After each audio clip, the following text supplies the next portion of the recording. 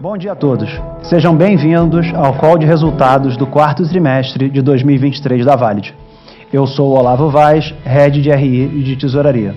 Antes de começar a apresentação, como já é de costume, farei alguns avisos. Esse evento está sendo gravado e todos os participantes estarão apenas assistindo a teleconferência durante a transmissão. A apresentação está sendo disponibilizada com tradução simultânea para o inglês. Os slides de apoio e todo o material referente ao quarto trimestre estão em nosso site de RI. Logo após o evento, o replay também estará disponível em nosso site. Assim que acabar a apresentação, como já é de costume, faremos a nossa sessão de perguntas e respostas. As perguntas podem ser enviadas desde já e a qualquer momento durante a transmissão. Para enviar, basta acessar o chat aqui da plataforma. É importante esclarecer que eventuais declarações que possam ser feitas durante essa teleconferência relativa às perspectivas de negócio da companhia, projeções e metas operacionais e financeiras se constituem crenças e premissas da nossa diretoria, bem como informações que hoje estão disponíveis para a empresa. Considerações futuras não são garantias de desempenho. Estas envolvem riscos, incertezas e premissas, pois se referem a eventos futuros e, portanto, dependem de circunstâncias que podem ou não ocorrer. Os investidores devem compreender que as condições econômicas gerais da indústria, além de outros fatores operacionais, também podem afetar o futuro da empresa e conduzir a resultados que diferem materialmente daqueles expressos em tais considerações. Bem, como vocês sabem, no dia 19 de fevereiro, comunicamos que a partir do dia 1º de abril, a Valid terá um novo CEO.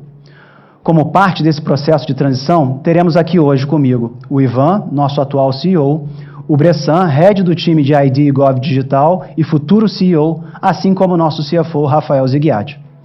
Para dar as mensagens iniciais, chamo agora o Ivan. Ivan, bom dia. Bom dia, Olavo. E bom dia a todos vocês que estão acompanhando a mais essa entrega de resultados. Em meu nome e de toda a diretoria executiva, é com muita alegria que anunciamos os resultados fechados de 2023. Deixo aqui o nosso especial agradecimento aos nossos colaboradores que continuam incansavelmente buscando construir uma Valid ainda mais forte. Nós vamos começar a apresentação com os destaques do quarto trimestre e do ano fechado de 2023. Encerramos o trimestre com receita de 633 milhões, um crescimento de 32% frente ao mesmo período de 2022. No ano de 2023, a Valid apresentou receita de 2.250 milhões, crescimento de 20% frente ao ano anterior. Importante enfatizar que todas as verticais de atuação da Valid apresentaram crescimento de duplo dígito, de mais de 10% no ano contra ano. Em termos de EBITDA, a Valid teve 147 milhões no trimestre, um crescimento de 9% contra 2022, e nós fechamos 2023 com 567 milhões de EBITDA, o que marca o terceiro ano consecutivo de resultado recorde histórico. O EBITDA anual cresceu 19% frente ao ano de 2022, e em termos de margens, a Valid manteve o indicador de 25%, que já havia apresentado no ano passado. Passando agora ao lucro líquido. No trimestre, tivemos 36 milhões de lucro, levando o acumulado do ano para 213 milhões, o que representou uma margem anual de 9%. O lucro de 203 milhões representa um ganho por ação de quase R$ 2,70 e responde por um aumento de mais de 700% em relação a 2022. Vale lembrar que ao longo de 2023, a Valid retomou o processo de remuneração periódica aos seus acionistas, tendo distribuído cerca de 36% do seu resultado através da JCP, o que representa um dividend yield de aproximadamente 5% sobre o valor da ação no fechamento de 2023. Ao longo dos próximos slides, nós vamos dar mais detalhes dos grandes contribuidores para este forte resultado. Nós vamos começar pela conversão de caixa. Desde o call que fizemos sobre o resultado do segundo trimestre de 2023, nós reforçamos que os esforços de toda a companhia estavam em manter um patamar elevado de rentabilidade, ao mesmo tempo que a gente ia melhorar muito a gestão do capital de giro. No quarto trimestre, isso não foi diferente e particularmente foi especial. Chegamos ao indicador de conversão de fluxo de caixa de 109% do EBITDA no trimestre, o que levou a um acumulado de 95% no ano. Mais à frente, nós vamos detalhar os ganhos obtidos nas principais linhas que compõem o capital de giro. A alta conversão de EBITDA em caixa levou a Valid a fechar o ano de 2023 com uma dívida líquida de apenas 72 milhões, uma alavancagem de 0,1 vezes. Esse patamar é o mais baixo da empresa desde o seu IPO em 2006. Nós vamos agora dar mais detalhes aos números e eu chamo o nosso diretor financeiro, o Rafa Zeghiati. Obrigado, Ivan. Bom dia a todos.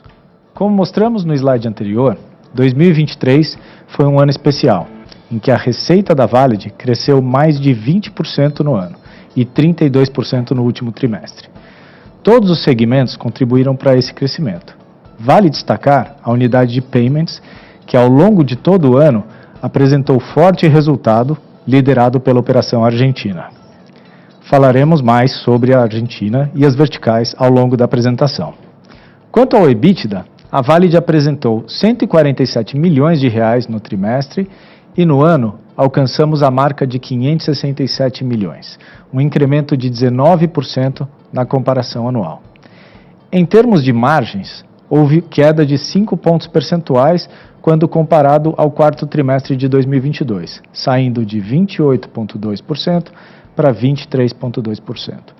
Tal movimento se explica por dois motivos: pelo aumento da participação da vertical de Payments nos resultados consolidados e, principalmente, pela queda global dos preços em mobile, na retomada dos preços do patamar pré-pandemia. Isso era algo que já havíamos sinalizado em comunicações anteriores. Essa maior representatividade da unidade de Payments e a permanência de um ambiente em mobile de margens mais apertadas devem se manter em 2024. Ainda assim, a Valid fecha o ano com margem de 25,1%, muito em linha com os 25,4% obtidos em 2022. Nos próximos dois slides, mostramos o caminho do EBITDA ao lucro líquido, tanto no quarto trimestre de 2023 quanto na visão anual.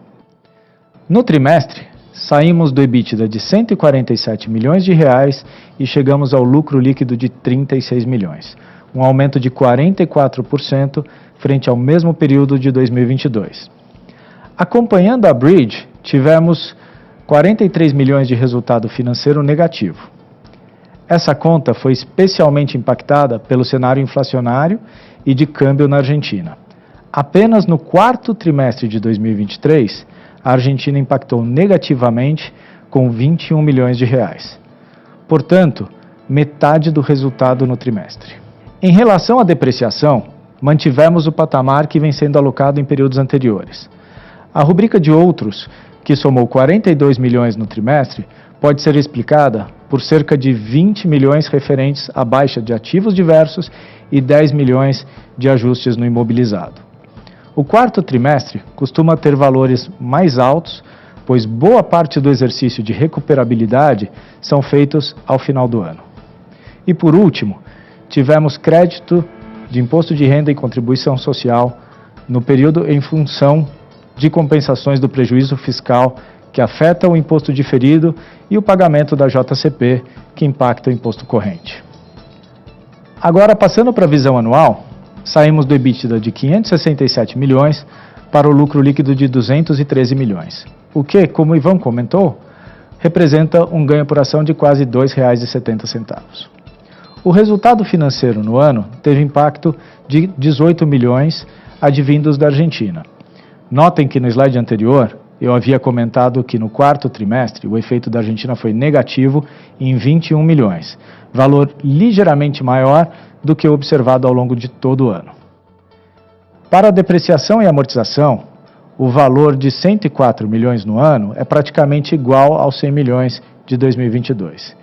Dentro de outros, que somou 69 milhões no ano, tivemos, além dos eventos mencionados no slide anterior, cerca de 8 milhões alocados em contingências diversas e a amortização de mais-valia de aproximadamente 13 milhões. Finalmente, em imposto de renda e contribuição social, o valor do ano foi de 62 milhões, o que representa uma alíquota efetiva de cerca de 23% no ano. A Valid teve o benefício de reversão de impostos no quarto trimestre de 2023, que mencionei no slide anterior, e conta com alíquotas menores devido à operação em diferentes geografias. Além do caminho entre EBITDA e lucro líquido, é importante entender de onde vêm as contribuições que fazem o total saltar de 24 milhões para 213 milhões. Tivemos contribuições positivas em 3 principais grupos: no EBITDA, no resultado das operações descontinuadas e na melhoria do resultado financeiro.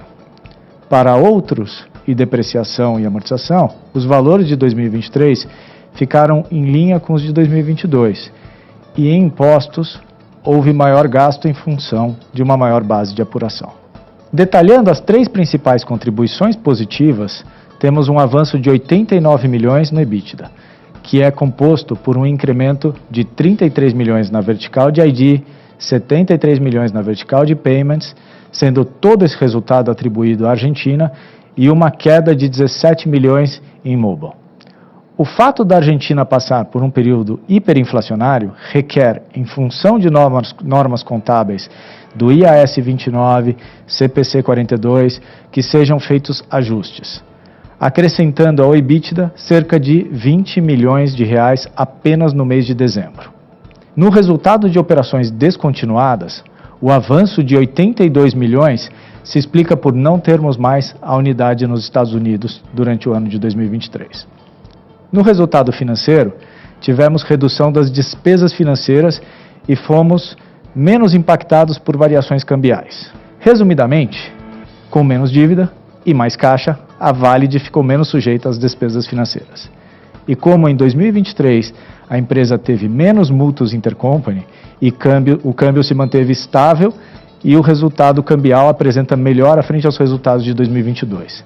Sem os efeitos da Argentina, o resultado financeiro teria apresentado um incremento de 88 milhões de reais, frente àquele alcançado em 2022.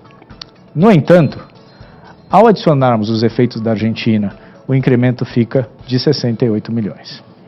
Os 3 motivos que envolvem os efeitos da Argentina são: com a restrição de pagamentos internacionais imposta pelo governo local, o caixa permanece mais tempo na Valid, o que leva a uma maior rentabilidade. Já a contabilidade precisa ser atualizada em função de um ambiente hiperinflacionário, conforme já mencionamos. A depreciação do peso frente às moedas mais fortes, especialmente após a maxi desvalorização ocorrida em dezembro, também é um impacto muito relevante. Continuamente, analisamos os possíveis cenários envolvendo a nossa operação local em função das frequentes mudanças que vêm sendo anunciadas pelo governo. A possibilidade já anunciada e em prática de melhoria no fluxo de pagamentos internacionais, principalmente aos fornecedores, deve aumentar a competitividade no país. E acreditamos que isso deve ocorrer a partir do segundo semestre de 2024. Passo agora brevemente pelas jornadas dos principais indicadores da Valid ao longo dos últimos anos. Tivemos evoluções nos indicadores de EBITDA e lucro desde 2020.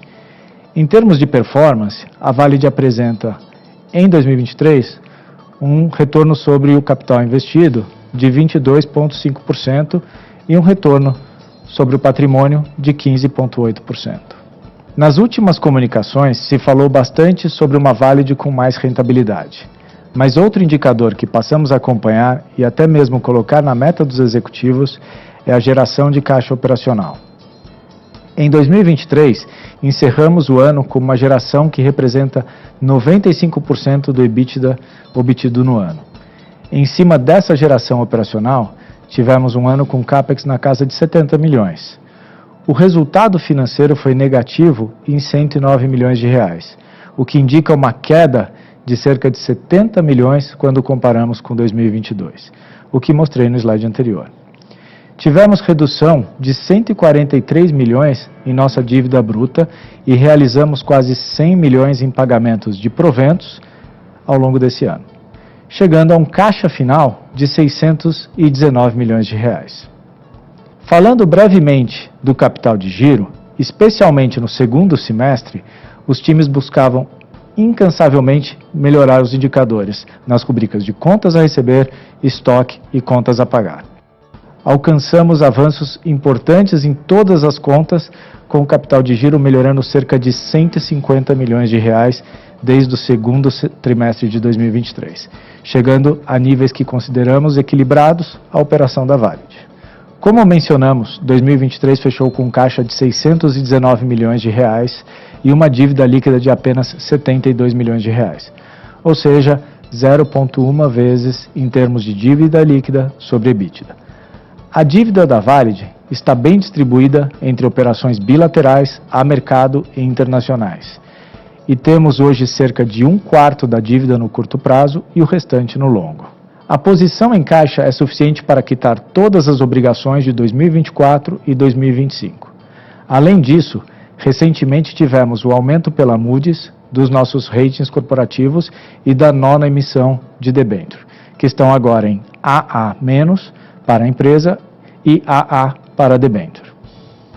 Sobre o desempenho da Valid no mercado de capitais, 2023 foi o ano de um reconhecimento de 3 anos de trabalho, com a valorização de mais de 140%, ficando acima dos principais indicadores como o Ibovespa e o índice Small Caps. Além da alta do papel, tivemos pagamentos de proventos que representaram cerca de 36% de payout, ou um dividend yield de 4,7%, considerando o preço de 2023. Não menos importante, a liquidez do papel vem aumentando constantemente, tendo fechado o último trimestre com quase 9 milhões de volume negociado ao dia, 2 vezes mais do que se movimentava em 2022. Agora chamo o Olavo para falar dos resultados das 3 verticais de negócios da Valid. Obrigado e bola contigo, Olavo. Obrigado, Zig. Vou falar brevemente do resultado de cada uma de nossas verticais. Começando por ID. Tivemos a emissão de 7,1 milhões de documentos, volumetria 3% acima do quarto trimestre de 2022. Com isso, fechamos o ano com a emissão de 29 milhões de documentos, o maior patamar para a empresa. Lembro que ao longo do ano, tivemos o benefício do calendário estendido de vencimentos da CNH, que se encerrou em agosto de 2023. A vertical de ID apresentou no período crescimento de 23% em receita e queda de 9% em EBITDA, com margem operacional de 31,9%. Como comentamos no nosso call de fechamento do terceiro TRI, nesse ano, o faturamento da atividade de provas, que roda em torno de 20 milhões de reais e que possui margem mais baixa que a de documentos, ocorreria no quarto trimestre, o que levou a uma piora da margem na comparação com o mesmo trimestre de 2022. No acumulado do ano, a receita de ID atingiu 747 milhões, crescimento de 17%. Para o EBITDA, o crescimento foi de 15%, chegando a 252 milhões. Ainda que a margem no quarto trimestre tenha sido mais baixa do que no mesmo período de 2022, a Valid fecha o ano com a margem da unidade em cerca de 34%, bem próximo ao que havia feito no ano passado. Passando para a vertical de Payments. Essa foi aquela que apresentou o maior crescimento, seja em vendas, seja em EBITDA, tendo ganhado maior representatividade nos números consolidados, ainda que os volumes de cartões tenham se mantido praticamente estáveis entre 22 e 23. Hoje, cerca de 30% do volume de cartões da Valid é produzido na Argentina. As vendas no quarto trimestre foram de 268 milhões, crescimento de 44%. O EBITDA atingiu 56 milhões no trimestre, incremento de 58%. Como falamos anteriormente, boa parte desse crescimento tem ocorrido em função do nosso resultado na Argentina, que apenas no mês de dezembro teve uma contribuição positiva de cerca de 20 milhões de reais em termos de EBITDA. Vale lembrar que os efeitos positivos no operacional devem ser analisados em conjunto com as maiores despesas financeiras que têm ocorrido em função de perdas cambiais e ajustes contábeis pelo cenário hiperinflacionário. No ano, essa vertical apresentou vendas de 892 milhões, alta de 30% frente a 22, e EBITDA de 191 milhões, acréscimo de 62%. Encerramos o ano com margem operacional acumulada de 21,4%, um incremento de 4 pontos percentuais em comparação com 2022. Falando um pouco de perspectivas, acreditamos que o processo de corte de juros, iniciado em 2023, pode levar ao aumento da base de crédito, o que puxaria o aumento da emissão de cartões no Brasil. Porém, esse incremento é gradual e de médio prazo. Na Argentina, A mudança de governo ocorrida em dezembro trouxe mudanças regulatórias que tendem a facilitar o ambiente de negócio local, como, por exemplo, a redução de prazo para pagamento de importação. Porém, o cenário no país continua sendo de cautela, com a moeda local muito desvalorizada, alta inflação e taxa de juros alta. Portanto, mudanças estruturais tendem a levar mais tempo para ocorrer. Passo agora para a unidade de mobile. No trimestre, apresentamos crescimento de 29% em termos de venda e redução de 10% em termos de EBITDA, com a margem em 15,4%. Sendo assim, fechamos o ano com receita de 617 milhões, 11% acima do ano passado, e 124 milhões de EBITDA, queda de 12%, com uma margem consolidada de 20%. Relembrando um pouco do que mencionamos em calls anteriores, este é um segmento que teve a volumetria global severamente impactada durante a pandemia, o que levou a uma majoração de preços. A Valid sustentou essa situação de preços unitários mais altas no primeiro semestre. A partir do segundo trimestre, começamos a ver uma recuperação mais intensa da oferta de chips e o início da retração de preços e margens, o que ficou nítido no terceiro e também agora no quarto trimestre. Continuamos sofrendo pressão de ajuste de preço, especialmente em algumas geografias que utilizam chips de menor valor agregado, e por enquanto não vemos mudança nessa dinâmica. Manteremos a nosso foco na alocação otimizada de chips dentro dos países em que atuamos. Com o desenrolar do ano, teremos mais clareza quanto aos efeitos de volume, preço e custo unitário. Antes de encerrar minha participação, vou falar brevemente de 3 eventos ocorridos recentemente. Um dos focos do time da Valid nos últimos anos tem sido um constante assessment do nosso portfólio, de modo a termos na empresa atividades, serviços e geografias em que apresentem alta competitividade e potencial de mercado. Nessa linha, no final do ano passado, anunciamos que a empresa de IoT Cubic Telecom, na qual a Valid possuía perto de 6% de participação, recebeu uma oferta para a compra do controle pelo grupo SoftBank.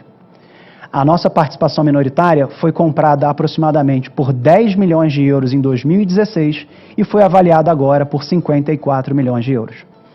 No processo de venda, que foi concluído no primeiro trimestre, a Valid recebe aproximadamente 32 milhões de euros e ainda mantém uma participação de 2,4% na empresa. Parte do resultado dessa venda deve impactar de maneira não recorrente o resultado do próximo trimestre. Também tivemos recentemente a conclusão da venda do imóvel que possuímos em São Bernardo do Campo e da venda da participação na empresa de estacionamento digital Serbet. Esses 2 eventos ocorreram no mês de janeiro. Pessoal, passo agora a palavra para o Bressan para dar sequência e volto em breve para a sessão de perguntas e respostas. Lembro que estas podem ser feitas através do chat da plataforma do Zoom. Bressan, é com você. Obrigado, Ivan, Rafa e Olavo. A todos que estão nos acompanhando, é um prazer estar aqui no call com vocês.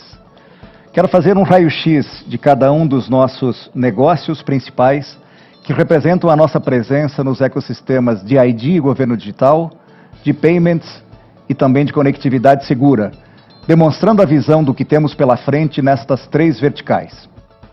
Antes, porém, eu quero destacar um ponto importante adicional aos indicadores financeiros aqui apresentados. Falo dos indicadores de eNPS, recém-medidos em nossa mais recente pesquisa interna, onde mais de 2.000 colaboradores deram nota 73 no item Indicar a empresa para trabalhar, 20 pontos a mais que em 2021. Um trabalho de cultura organizacional que nos habilita a enfrentar, com mais capacidade interna, os desafios que temos pela frente de crescimento de receitas e inovação. Como disse Peter Drucker, a cultura come a estratégia no café da manhã. Como vimos em retrospectiva, alguns fatores externos, principalmente o represamento de emissão de documentos provocado pela pandemia e o chip shortage em Pay e Mobile, mais o efeito Argentina, se aliaram a uma capacidade interna de execução desse time e que tornaram possíveis a entrega dos números financeiros que acabamos de apresentar. Agora entramos numa fase onde alguns desafios são diferentes e as alavancas de geração de resultado também. Quando lemos a nossa divisão mais global, que é a Valid Mobile, destaco os seguintes pontos. Nossos resultados de curto e médio prazo, de 21 a 23, foram muito superiores ao que prevíamos, com um comportamento de queda mais lenta de volumes em SIM cards.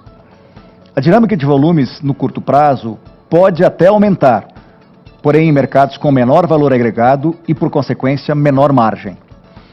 Observamos um comportamento similar na transição para o digital, mais lenta que o esperado, embora já percebemos sinais de leve aceleração em 2024. Nossa posição consolidada entre os 5 maiores players globais, com um market share de aproximados 10%, nos permite que olhemos para essa vertical de negócios com uma visão estratégica que segue inalterada. Para a SimCard, nosso foco é manter altos níveis de serviço e focar em mercados de melhores margens, buscando conquistar novos clientes Tier 1. Em plataformas, seguimos no desenvolvimento de portfólio e já temos aproximadamente 130 plataformas implementadas, o que nos permite, na medida que a curva de adoção vai crescendo nas MNOs, fazer a migração para o digital com uma presença de mercado muito similar ao market share do SimCard físico. Em OEM, criamos um time comercial na China e estamos desenvolvendo o relacionamento com os principais fabricantes chineses.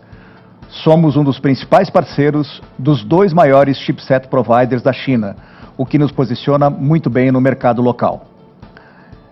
Em IoT, temos uma parceria com ST e Infineon, nossos chip providers, para entrega de eSIMs para empresas como Volkswagen e Uber. Dessa maneira, estamos mantendo a nossa visão estratégica de continuar investindo na transição para o digital em plataformas de OEM e IoT, bem como na dinâmica mais de curto prazo do SimCard, de manter nossos melhores níveis de serviço e crescer em clientes de Tier 1. Quando olhamos para o ecossistema bancário e o sistema de payments, temos basicamente 3 grandes elementos a observar.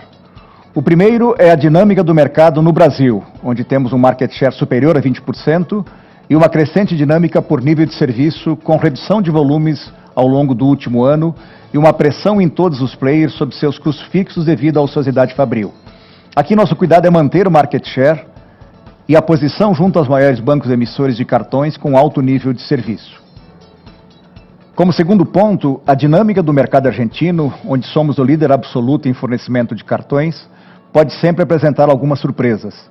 Tivemos uma surpresa muito positiva com os números apresentados em 23 e vemos uma situação inalterada para o curtíssimo prazo no primeiro semestre de 24. É provável uma retomada no cenário competitivo de preços no segundo semestre desse ano, mas entendemos que nosso market share majoritário naquele mercado nos permite continuar capturando valor de maneira significativa nele. Um terceiro aspecto em payments diz respeito às frentes de inovação no Brasil. Além das receitas digitais, através do billing e plataforma de comunicação que já temos, 2 novas frentes em execução se apresentam nesse momento. A primeira delas é a plataforma de Digital Onboarding com a adquirida FlexDoc do ano passado, onde vamos desenvolver um programa mais agressivo de conversão de oportunidades comerciais. E a segunda é a iniciativa de plataforma de gestão de benefícios, tangibilizada através do nosso cartão do cidadão para as jornadas de governo digital junto a municípios e estados. Ambas iniciativas devem ganhar tração em 2024, e nosso foco está em encontrar oportunidades dentro desse segmento. Na frente de ID e governo digital, seguimos com nossa liderança forte na emissão de documentos e iniciamos a entrega dos projetos de governo digital. Sobre a emissão de documentos, temos otimismo em relação à emissão da nova SIM, a Carteira de Identidade Nacional, que está ganhando tração e devemos ter um aumento progressivo de emissão desse documento ao longo dos próximos anos. Olhando a dinâmica de curto prazo e comparando com as emissões de RG mais SIM em janeiro e fevereiro desse ano, comparados ao mesmo período de 23, já vemos um aumento de volume de mais de 10% nessa frente. Na dinâmica da CNH, vemos um horizonte de redução leve em 24, mas de redução forte a partir de 2025, fator já amplamente conhecido por todos devido à pandemia e à alteração de prazos de renovação de 5 para 10 anos. O que temos visto de novas receitas possíveis em governo digital estão se mostrando suficientes para cobrir esse gap da CNH. Falando especificamente em governo digital, temos aqui uma frente bastante promissora. Já temos em andamento a plataforma Gov Piauí, da qual somos o Identity Provider do Estado, e já iniciamos a entrega do projeto anunciado em 23 do Governo Digital do Ceará, cujo valor para os próximos 30 meses é de aproximadamente 98 milhões. Nosso foco nessa frente está em converter mais oportunidades do pipeline de vendas, com diferentes UFs em novos contratos ao longo do ano de 24.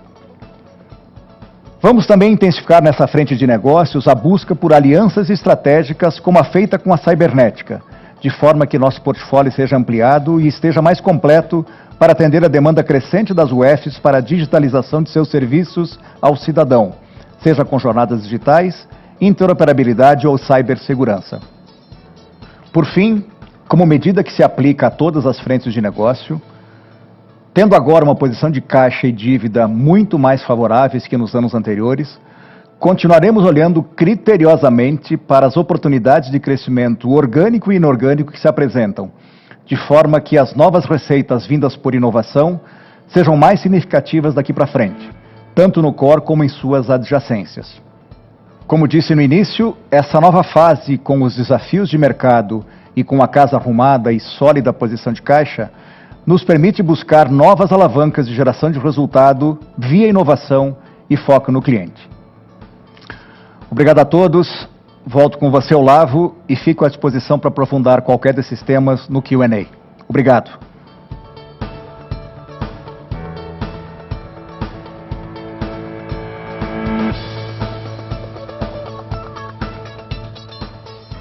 Pessoal, estamos aqui de volta para a sessão de perguntas e respostas. Estou aqui com o Bressan, com o Ivan e com o Zig. Lembrando que as perguntas podem ser feitas aqui através do chat da plataforma. E a primeira pergunta veio do Felipe, e ela é a seguinte: bom dia e parabéns pelos resultados. Entendo que com o fato relevante divulgado ontem, a empresa já se encontra hoje numa posição de caixa líquido. Ao mesmo tempo, ainda conta com uma dívida bruta de 700 milhões. Vocês podem falar um pouco sobre a estratégia de liability management? Zig, eu vou começar aqui a resposta, se você quiser me complementar no final. Felipe, você está correto, tá? Ontem a gente fez uma divulgação da conclusão da transação que a gente anunciou no final do ano passado. A gente recebeu esses recursos na Espanha, 32 milhões de euros, então hoje a gente já se encontra numa posição de caixa líquido. Tá? Em relação à dívida, como você bem comentou, a gente tem cerca de 700 milhões de dívida no total, 500 milhões aqui no Brasil, 200 milhões fora. Metade dessa dívida aqui no Brasil é a nossa debenture, que é uma dívida CDI mais 3, que a gente entende que está bem acima do patamar que a empresa deveria estar, né? Até quando a gente olha quanto que esse papel está tradando no mercado secundário. Então, a gente vem trabalhando com alguns bancos, né, para melhorar essas condições. Recentemente, fizemos o pré-pagamento de uma dívida bilateral que a gente tinha com uma instituição financeira aqui no Brasil. E essa é um pouco da estratégia, né? A empresa não precisa de recursos novos, então a ideia aqui é alongar um pouquinho de prazo, melhorar garantias. Tá? E a mesma coisa lá fora. Tá? Então, a gente está falando com os bancos que nos atendem na Espanha, Itaú e Santander, para trabalhar essa dívida, tá, aqui para a empresa.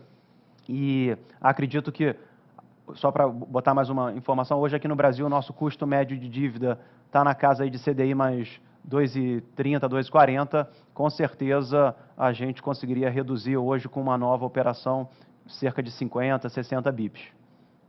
Perfeito. Ponto? Não, está perfeito. Vamos lá. Segunda pergunta aqui veio do Fábio Guiobi e eu vou direcionar para o Bressan. Pessoal, feita toda a reestruturação nos últimos 3 anos, sem dar guidance, qual seria a estratégia de crescimento para os próximos anos? Será uma estratégia mais agressiva ou conservadora, como vem ocorrendo em 22 e 23? A companhia vem estudando algum M&A para 24 ou 25? Obrigado, Olavo. Bom dia, Fábio. Bom dia a todos que nos ouvem. Fábio, talvez se desse para a gente colocar um meio entre o agressivo e o conservador, talvez vai por essa linha que a gente deve seguir nos próximos anos com a estratégia de crescimento da empresa.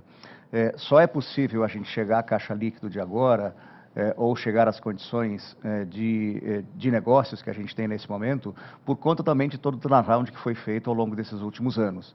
Então, a gente está numa posição melhor para poder escolher, com o mesmo critério, talvez conservador, critério aqui seja a palavra mais importante, para que a gente dê os passos em relação aos M&As. A gente já vem numa estratégia de ter os M&As muito próximos do core, muito focados em crescimento de governo digital, ou de digital onboarding, ou de inteligência artificial. Então, certamente vai seguir muito por essa linha que está próximo do core, próximo da nossa expertise, e que permite a gente aumentar o portfólio junto aos nossos clientes. Uma coisa que, sem dúvida, pode ocorrer com mais intensidade é a linha de inovação por dentro, né? Visto que a gente tem bons clientes, boa base de clientes, que esses clientes têm necessidades, que nós da Valid temos capacidade de atendê-los. Então, essa esteira de MVPs internos, de POCs internas, ela certamente vai ser estimulada de uma maneira que a gente consiga encontrar ampliação de portfólio pelo core dos nossos capabilities e, a partir disso, a gente crescer. Então, a gente tem esses caminhos ao longo dos próximos calls. A gente também vai dando visibilidade a todo o mercado, mas uma coisa todos podem ter certeza, a gente vai manter um critério de análise muito forte para garantir que os passos que a gente dê para usar esse caixa que agora está mais disponível, para usar essas condições novas, né, frente a essa nova fase de inovação e de crescimento, o critério, nós seremos sem dúvida muito criteriosos na escolha desses investimentos. Obrigado, Bressan. O Fábio tem aqui mais uma pergunta que eu vou passar para você, Zig. Para 2024, como será a distribuição de proventos? Sem dar guidance, será semelhante a 22 ou 23? E aí ele fez um complemento perguntando se os 173 milhões anunciados no fato relevante de ontem já entrariam para o caixa. Então, essa parte eu já te falo, Fábio, já entrou no nosso caixa, mas, Zig, por favor, aqui a parte dos proventos para o ano. Perfeito. Obrigado, Fábio, pela pergunta. Sim, já entrou no caixa, como o Olavo mencionou. Inclusive, como ele também já mencionou, já somos caixa líquido a partir de hoje. E respondendo a sua pergunta sobre proventos, sim, a gente prevê 2024 muito semelhante a 2023.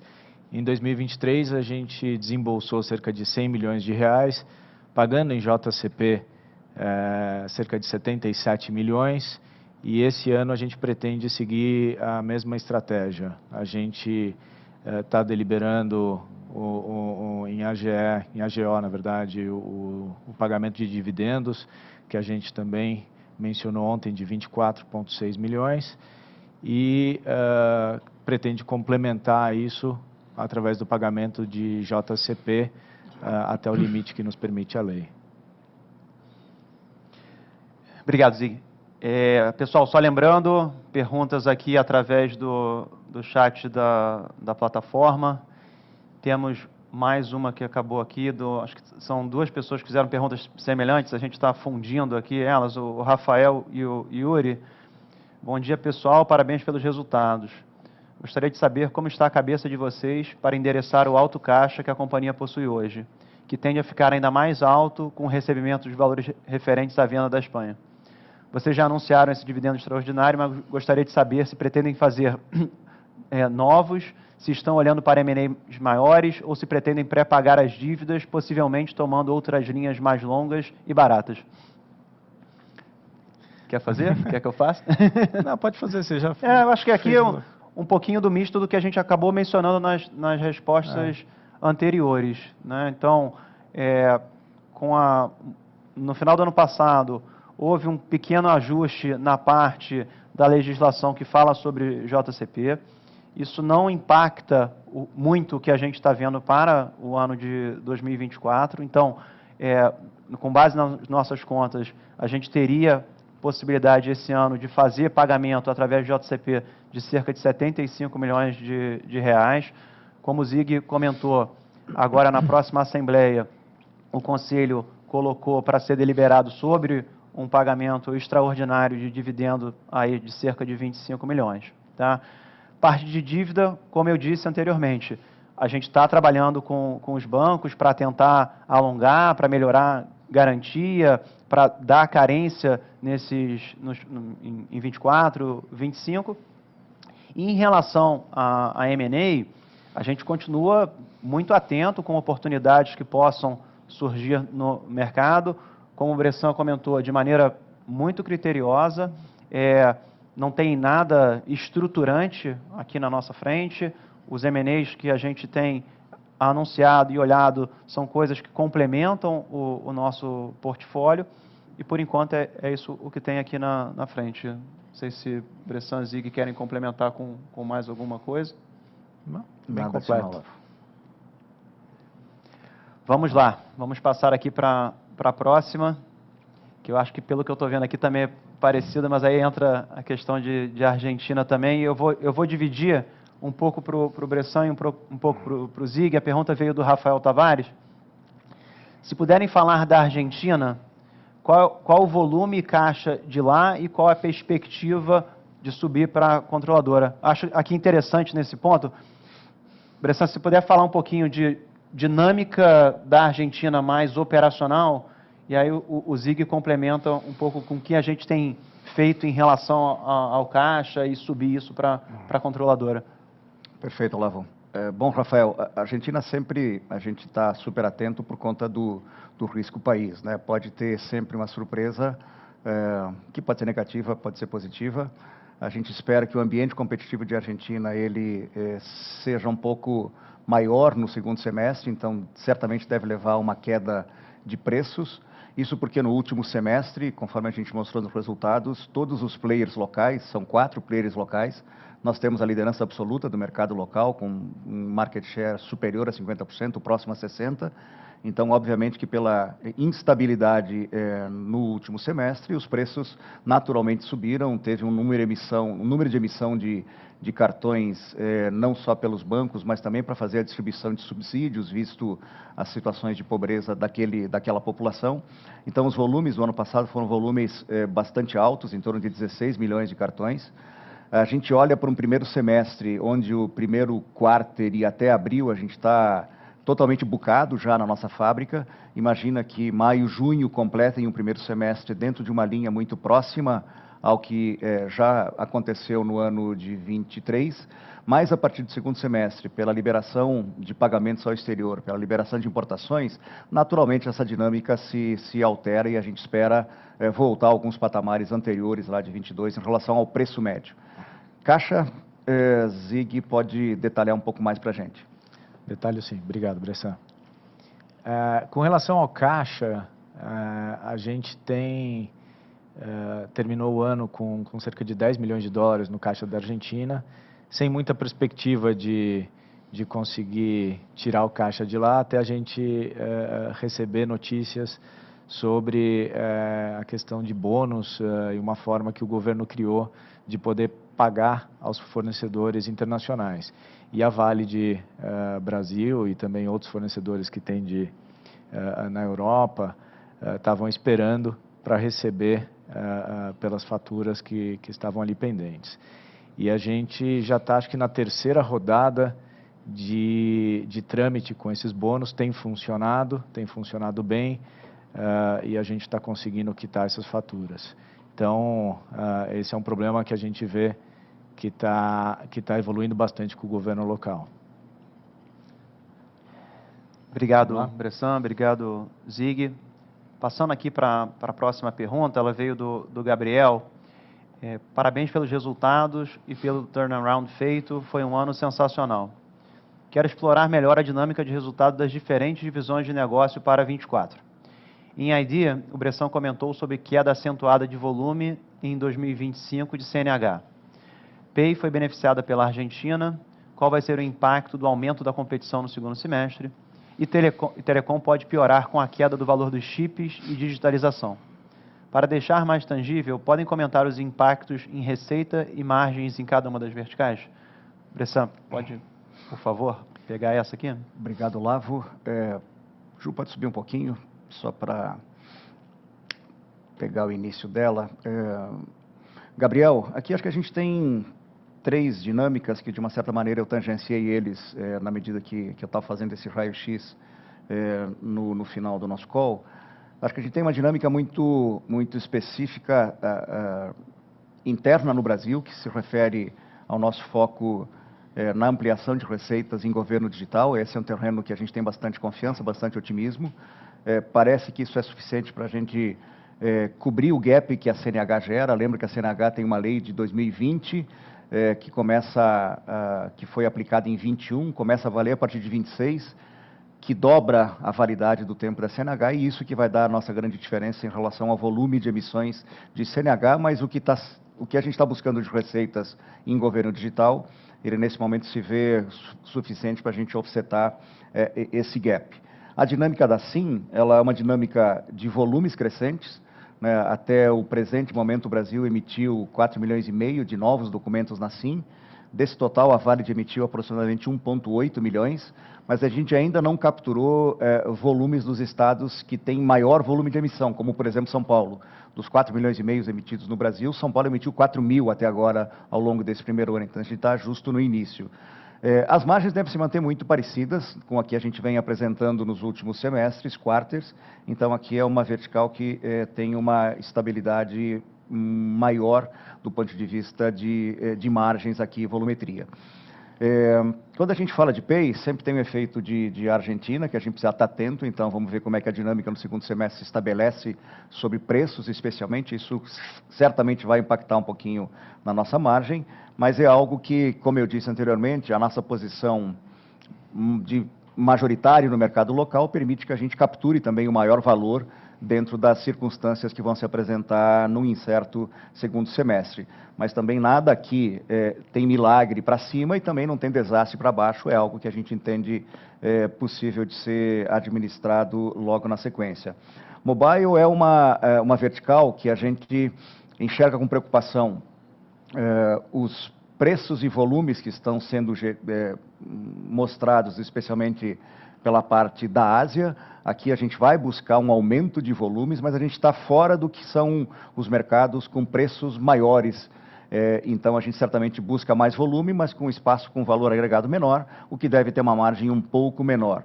Por outro lado, a gente também está ampliando a nossa capacidade de poder conquistar, né, os players que ainda faltam de Tier 1 globais.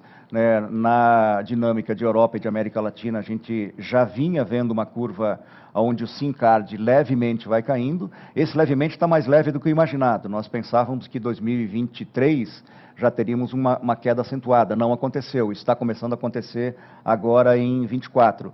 Por outro lado, a transição para o digital, com plataformas de SIM e também com OIM, nos dão aqui a possibilidade da gente enxergar uma velocidade um pouco maior. Também ela está atrasada na curva de adesão, mas aos poucos a gente enxerga que a versão da transição para o digital parece se acelerar um pouco.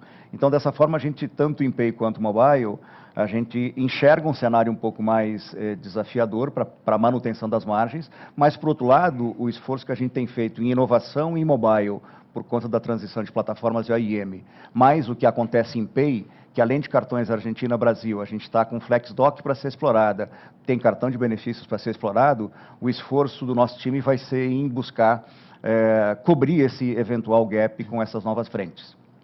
Posso complementar um pouco? À vontade, Zigui. Só, Gabriel, com relação às margens na digitalização do setor de mobile, não implica numa redução, na verdade, num aumento das margens, porque a gente está falando de software, e software é um componente que conta com uma margem bruta muito mais alta do que o SIM card especificamente.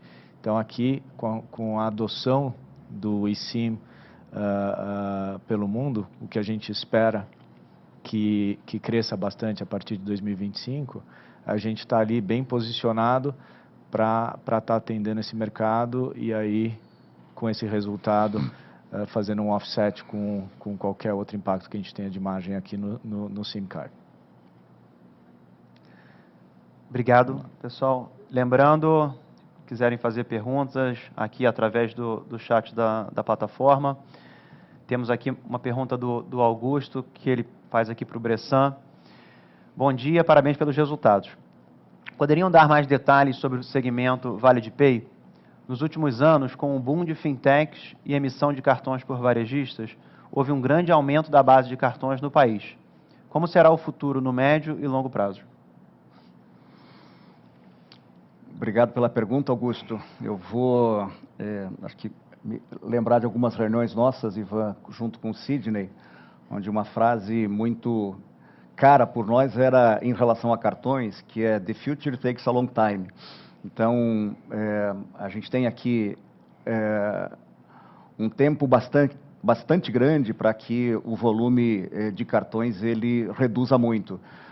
Lembrando de um outro business que a gente vendeu no final de 22, que foi a transição do cheque para o cartão, esse business ele declinou volumes ao longo dos últimos, desde os anos 80, 90, que ainda assim a gente levou muito tempo extraindo o valor daquela vertical. Então aqui a gente tem, acho que algumas dinâmicas de curto prazo que não deixam uma preocupação muito forte para a gente em relação a uma queda drástica de volumes, por exemplo, ao longo desse ano. Tem alguns fatores, inclusive, que podem facilitar. Uma redução da taxa de juros, uma ampliação de crédito, pode voltar com que os grandes bancos atraiam mais clientes, façam novos contratos de crédito, emitam novos cartões. Sempre tenha o jogo de rouba-monte de um cliente de um banco para de outro banco. Algumas fintechs estão, de fato, trazendo volumes maiores, que nesse momento são menores do que no período de pandemia, devido às condições do nosso mercado. Mas a gente enxerga aqui que esse volume, na medida que ele vai decrescendo muito lentamente, a gente tem o espaço para buscar ampliação e ocupar outros segmentos que a gente não olhou com tanta atenção nos últimos tempos. Um exemplo claro é cartão de benefícios para cada cidadão, onde a gente consegue colocar identidade no cartão do cidadão, mais o chip para distribuição de benefícios. Certamente tem uma população muito grande aqui para poder atender. É um projeto que já começou, já está com algum MVP rodando, e a gente espera que isso consiga tracionar bastante forte. Um outro exemplo que a gente tem ficado fora dos últimos tempos são os cartões com benefícios para transporte. Então, é algo que a gente ainda pode continuar extraindo valor durante muito tempo da vertical de Vale de Pay. Mas, se me permite complementar aqui, Augusto, acho que valeria a pena olhar no nosso último Investor Day.